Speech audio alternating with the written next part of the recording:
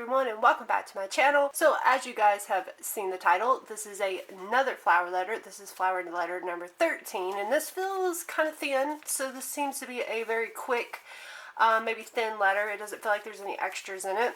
In case you guys are wondering, the flower letter is about $12 a month. You get 2 letters a month for a whole year. You get extras, you get little recipe cards, you get little puzzles and games and kind of things to solve. In this one we have a map that we have been using following Mr. Hickman. You get just fun little activities in them. It's a cute little letter. So let's open this up and let's see who it's from.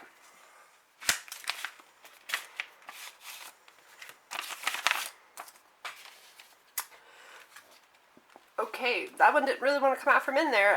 We have a pretty pink, and I hope my camera is getting that. It is a very kind of dark pink. I really like that.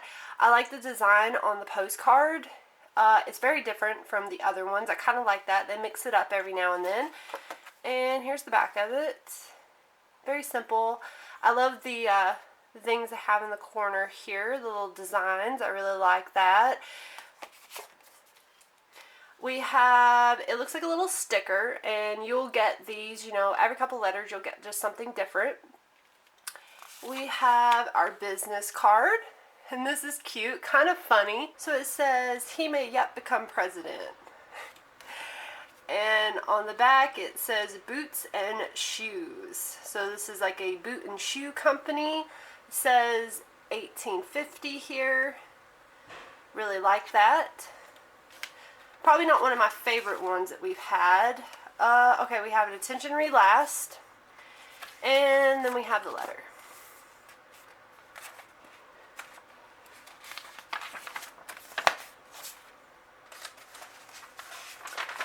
We have just 2 pages, it looks like. September 14th, 1884.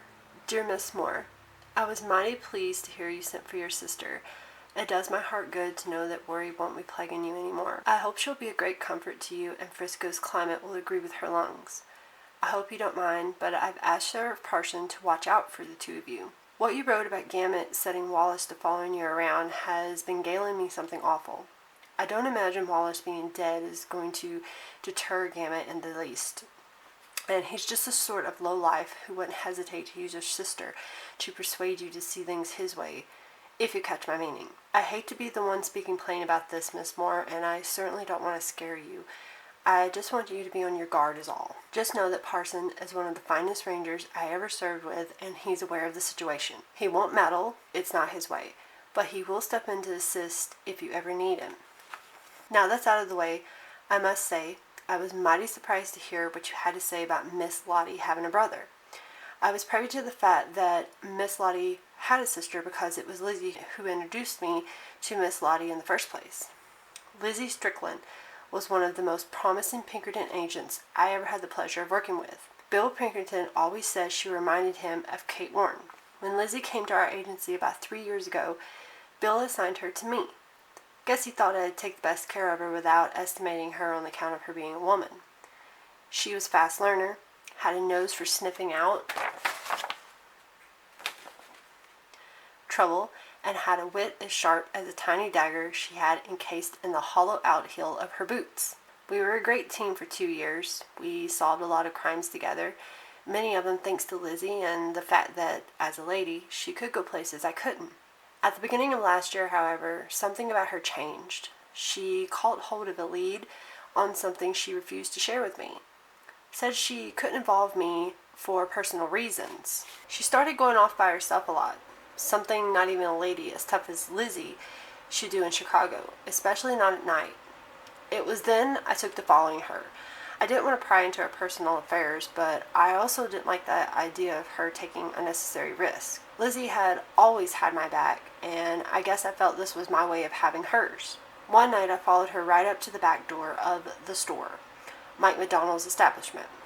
She walked in like she owned the place. Knew all the smoking girls, the dancers by name. She disappeared into the ladies' dressing room, and the next thing I knew, a doll dressed up in silk and feathers with a red wig on, kohl around her eyes, and lips the color of blood flew past me in her way to the gambling tables.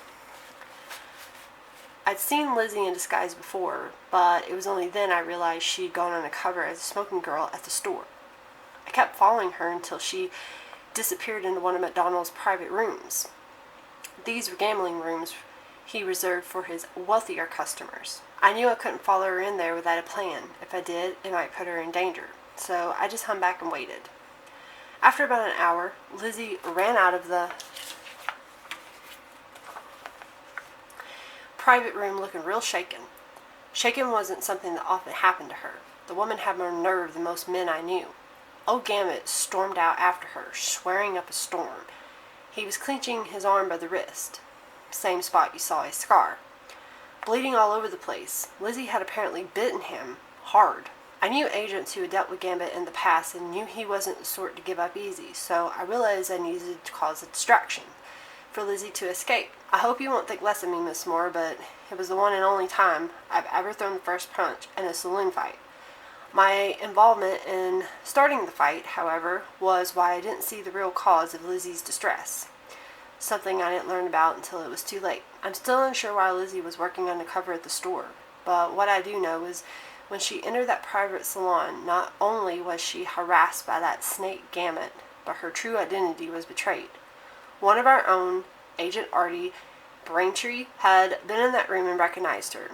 He was paying a gambling debt to McDonald by moonlighting as the bouncer at the store. He recognized Lizzie and outed her. When Lizzie didn't show up at the office the next day or at the store in disguise again the next evening, I ran around to her apartment to confront her about what I'd seen. That's when I discovered her body. She looked as though she'd just lain down on the sofa for a quick nap between shifts. Turned out, someone poisoned her. I figured McDonald was the man who ordered her death, but after Braintree disappeared before I could track him down, and then his body washed up on the riverbank a week later, I was never able to get any confession or proof that McDonald was directly involved. I knew Gambit didn't kill her because he and the man that sewed up his wrist spent the next few days nursing their wounds in jail after I started the bar fight that night. Now that I know Miss Lottie had a brother, however, and that somehow both he and Lizzie were killed by the same man, I'm not so sure McDonald was behind it. Murder isn't really his style. By chance, did Miss Lottie give you a name? I wouldn't ask you under any other circumstances, Miss Lottie, but would you be willing to talk to Miss Lottie about her siblings again? I've already wired her for more information, but it's been a month now, and I still haven't heard anything. I'm not sure if the subject is still too painful or if she just doesn't trust me enough yet. In the meantime, please take care, Miss Lottie. You're never far from my thoughts. Yours truly, Matthew Hickman. Okay, guys, so that was quite a letter. We got a little bit of mystery going on here. I'm not quite sure who killed Miss Lottie's brother and sister, and I did not know that the agent that Mr. Hickman, at the beginning of the letter, if you remember, was kind of tore up about one of the agents having, died or something had tragically happened to her. You kind of got that feeling from the letter. So now I guess we know who that was. It kind of all seems to be kind of coming together here as like a puzzle. We do have this attention read last, so we're going to open it. And it is a telegram. September 23rd, 1884, Utah Central Railroad Station, Frisco, Utah, to Mr. Matthew Hickman.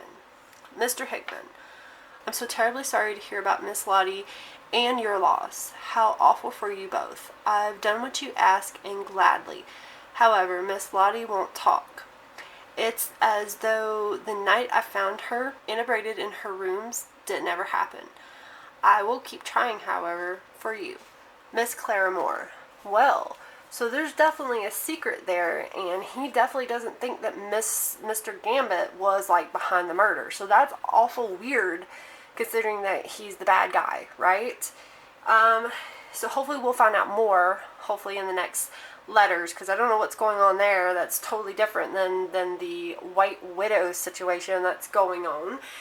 So hopefully we'll find out more about that. And I do hope that you guys are enjoying these letters. I'm enjoying them. I have to say that they are my favorite so far. And I will hope to see you guys back here in my next flower letter. See you soon. Bye.